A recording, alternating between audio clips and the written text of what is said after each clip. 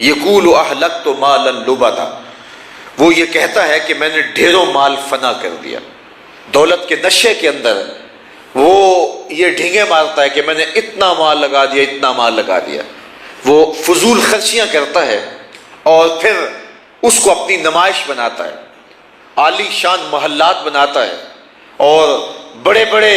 جو ہے وہ منصوبے تراشتا ہے اور پھر اس پر مال صرف کر کے اس کو اپنی نمائش کا ذریعہ بناتا ہے اور کہتا ہے میں نے اتنا مال لگا دیا، میں نے اتنا مال لگا دیا۔ اَيَحْسَبُ أَن لَّمْ يَرَهُ أَحَدٌ، اللہ تعالیٰ ارشاد فرماتا ہے وہ گمان نہیں کرتا کہ اس کو کسی نے دیکھا ہے، کوئی ہے جو اس کی ان حرکتوں کو دیکھ رہا ہے۔ وہ جو اتنے مال صرف کر رہا ہے اور فضول خرچیوں پر، عیاشیوں پہ پیسے اڑا رہا ہے، اسے اپنی ہمسائیگی کے اندر بیوہ کی یتیم بچیاں بوڑھی ہوتی ہوئی نظر نہیں آ رہی، اس کو نان شبینہ کو ترستے ہوئے یتیم بچے نظر نہیں آ رہے ہیں۔ آگے ارشاد فرمایا الم نجعل لہ عینین، ہم نے اس کی دو آنکھیں نہیں بنائی، ولسانا وشفتین، اس کو زبان نہیں دی اور اس کو دو ہونٹ نہیں دیے۔ کاش کہ یہ کھلی آنکھوں سے دیکھتا اور معاشرے کے اندر پھیلے ہوئے دکھوں کا مطالعہ کرتا۔ معاشرے کے اندر کتنے لوگ اذیت کی زندگی گزارنے پہ مجبور ہیں، یہ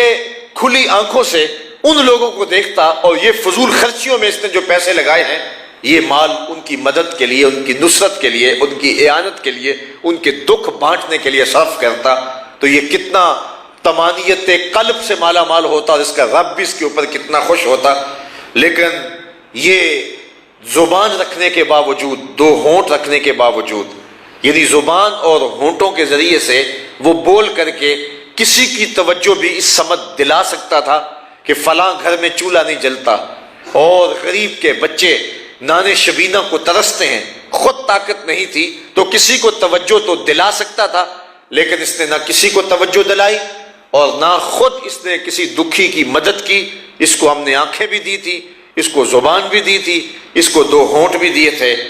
ارشاد فرمایا وَهَدَيْنَاهُ النَّجْدَيْنِ، اور ہم نے اس کو دو ابری ہوئی چیزوں کی ہدایت بھی دی،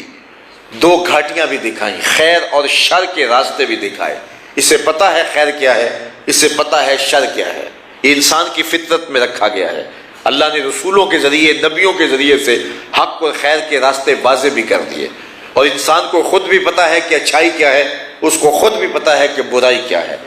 جب وہ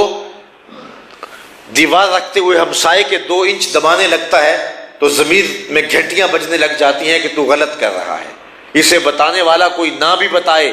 پھر بھی اسے پتا ہے کہ یہ غلط کر رہا ہے۔ یہ وہ فطری ہدایت ہے، وہ جبلی ہدایت ہے جو اللہ تعالیٰ نے حضرت انسان کو عطا فرمائی ہے،